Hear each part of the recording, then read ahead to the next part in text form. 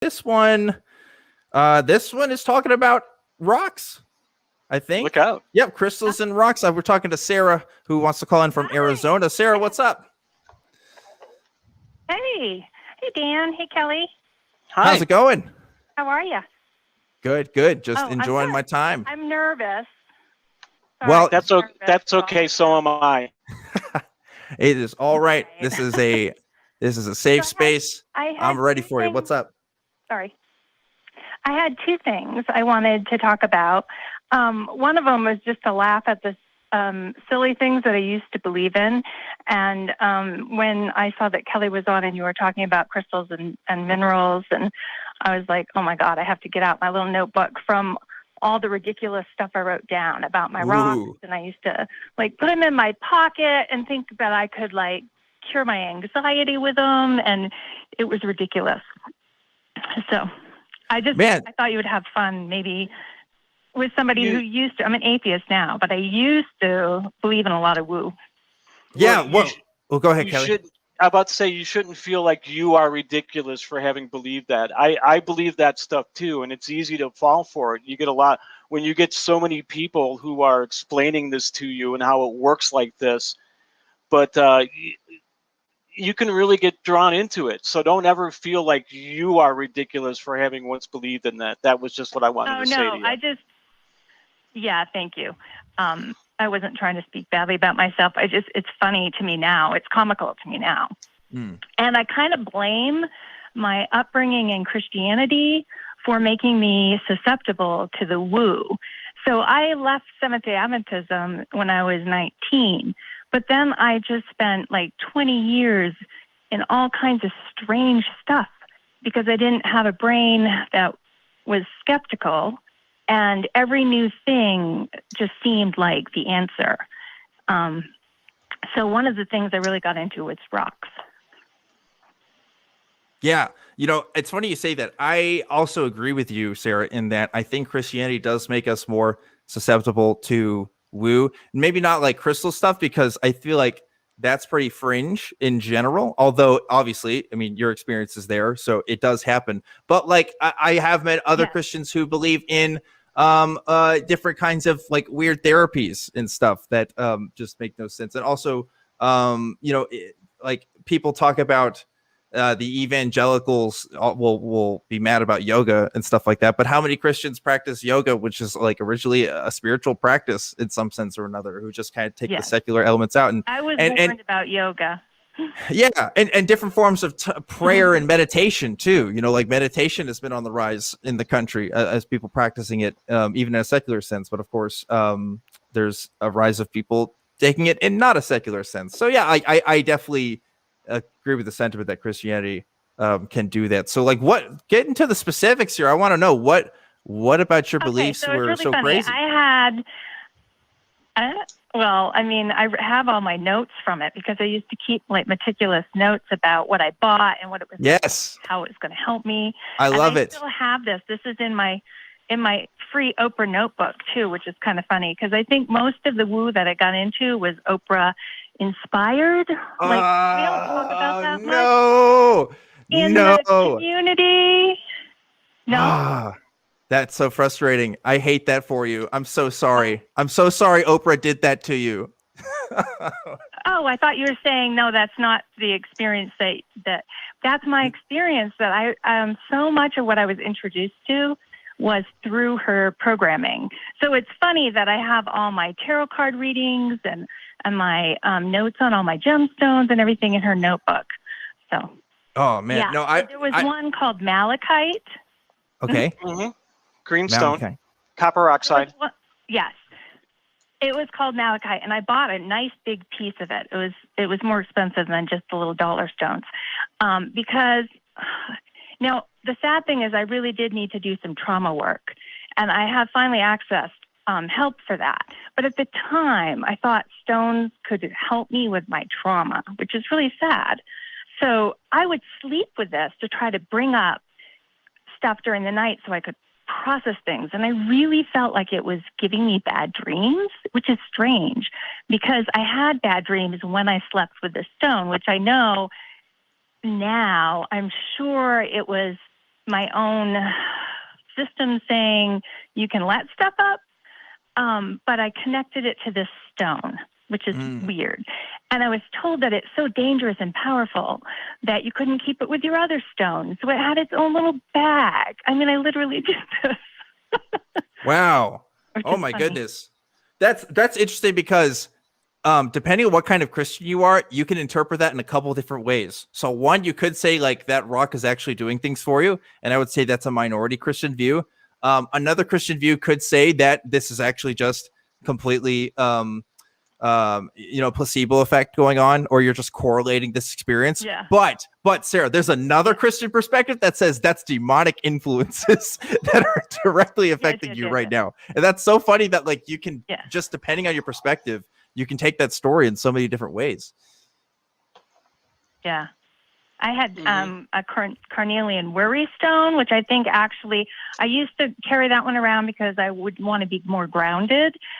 And of course, if you're rubbing your finger on a stone in your pocket while you're nervous and you're out and about, it is a calming thing. So I don't, but I used to carry that around. I had different I always for different things I wanted to work on.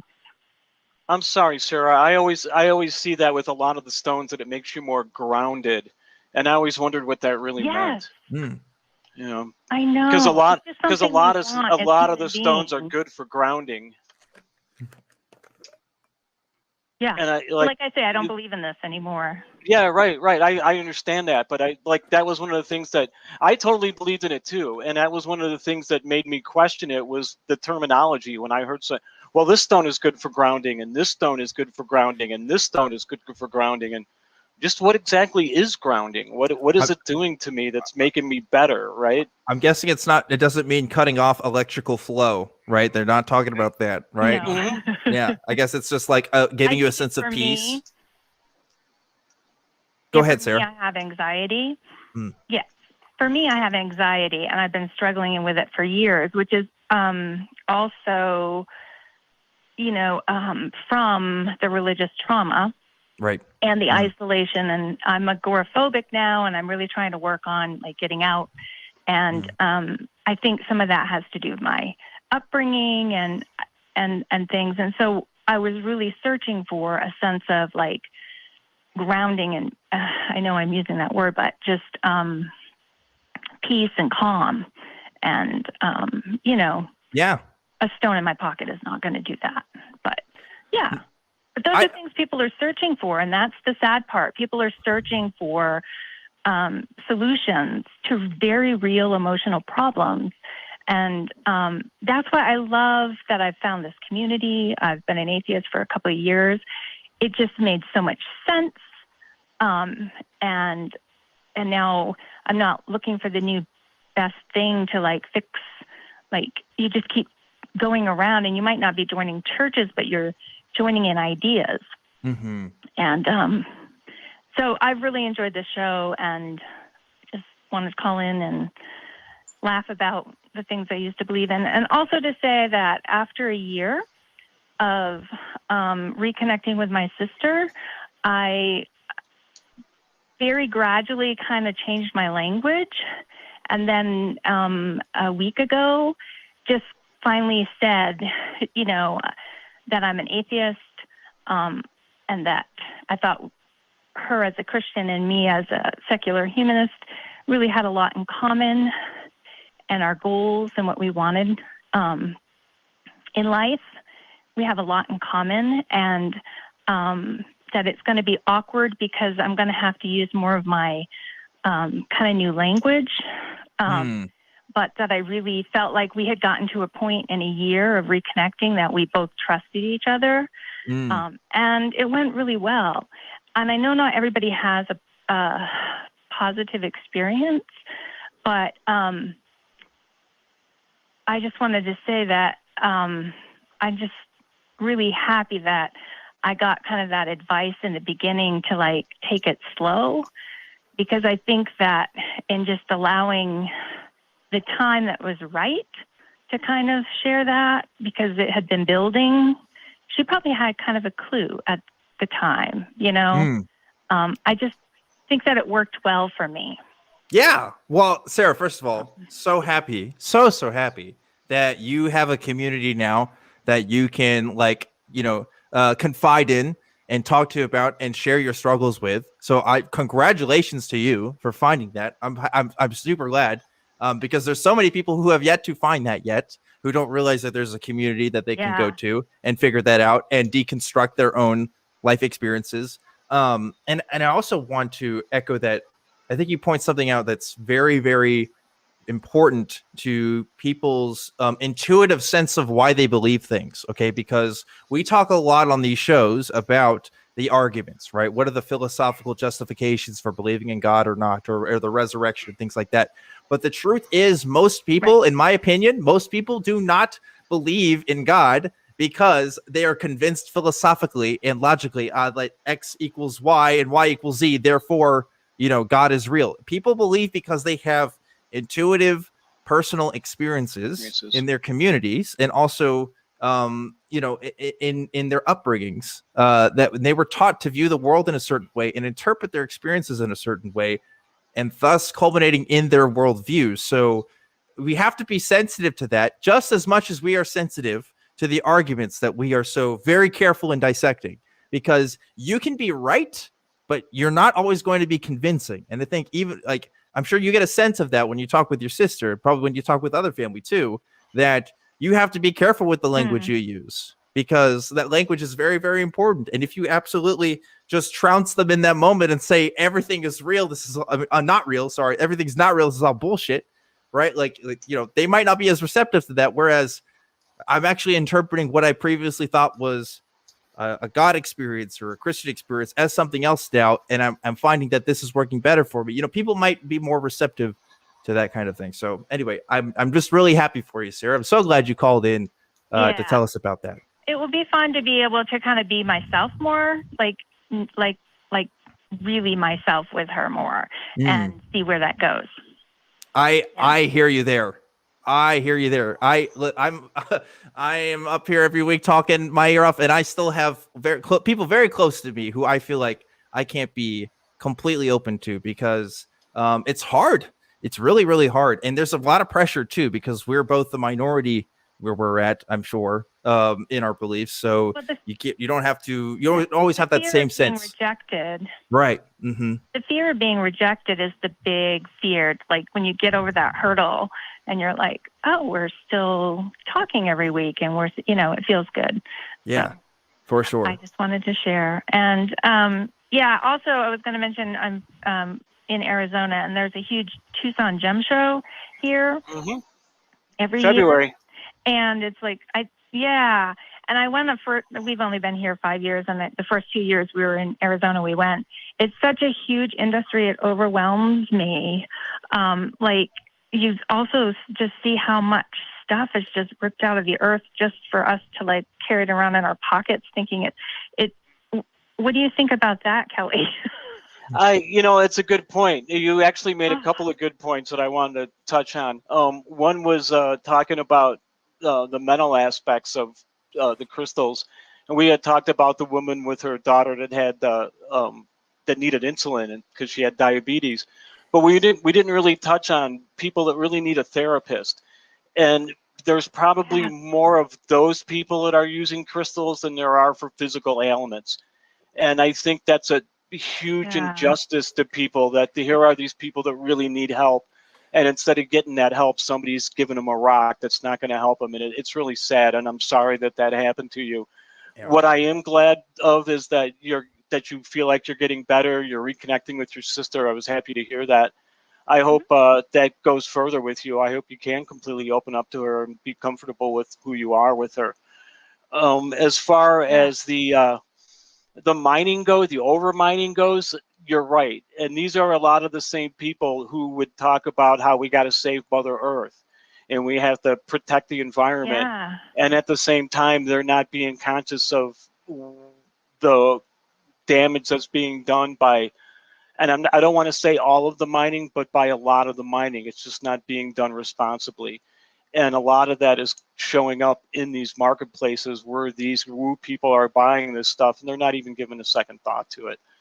It's something that I always give a thought to because, well, I've been in the industry for 40 years now, and it's Right. something that's prevalent in the industry. And if you've been in it this long, it's something that you couldn't not think about at one point or another. But I would like to see more responsible small time mining. I think that is the key to the future of this industry. So hopefully we'll keep our fingers crossed and we'll start seeing more of that. One thing that's happening in that favor is a lot of the big mining corporations don't allow collecting of specimens by their employees. So we are seeing most of the stuff that's hitting the market is done by small time people. It's just some guy and his family going out to a place a few miles away and hacking away at rocks for 3 months until they find something. And it's given those people in third world countries maybe not a great living, but it's given them a living. So we can look at that. I wish they were getting a bigger share of the market, but at least it's helping them in some bit. So I don't really have a problem with that type of mining, but I do have a problem with big corporate mining that's being irresponsible, that would rather pay off environmental fines than just stop the environmental damage from happening to begin with. Well, Sarah, that's about all the time we've got now for this call, but thank you for calling in and talking to us. Yeah, appreciate your telling us your story, and I'm so glad stuff with your family is getting better too. I just wish you well. I'm really, really happy for you. It's always good to hear stories from people like that who like found a new sense of community, because one thing for me was like Christianity was like my community. It was my space. I didn't understand what it meant to live as a non-believer or how to deconstruct my experience of coming out of that, because I just felt really, really alone until I figured out, hey, there's a whole bunch of people on the internet that feel the same way. So I say this every once in a while, but shout out to all you folks who were non-believers before the internet was a thing, because I don't know how you did it, to be honest with you. You guys are crazy. We just kept quiet. I guess. Yeah, man. It's wild to think about.